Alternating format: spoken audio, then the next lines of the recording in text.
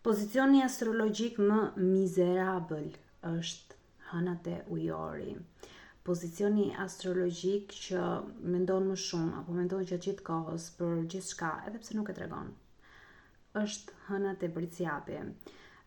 Pozicioni astrologjik që ka një nevojë të tmerrshme për të qenë në një marrëdhënie, për të qenë në një lidhje, për të u ndier i përkëdhelur, i dashur, është hënat e Gaforia dhe hënat e Luani.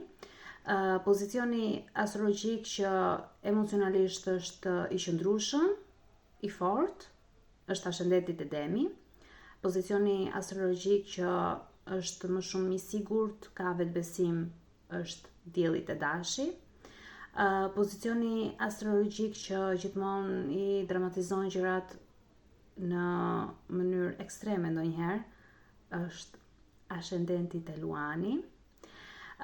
Pozicioni astrologjik që i mëson shumë shpejt dhe i kap këto lëvizjet ritmike, lëvizjet e kërcimit, është hënat e Virgjëresha. Pozicioni astrologjik më kompetitiv, më konkurrues, është Dielli te Akrepi.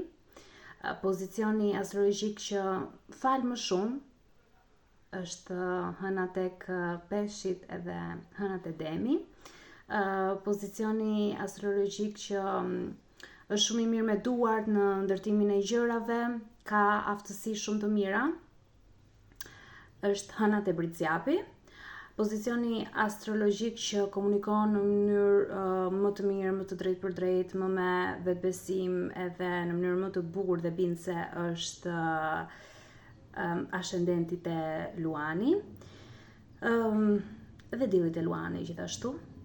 Dhe pozicioni astrologjik që nuk e çan kokën fare, edhe shfaqet si shumë shpërfillës ndaj gjërave, mund të jetë ose mund të duket ashtu, gjithsesi në dy raste është hëna te Shëqetari.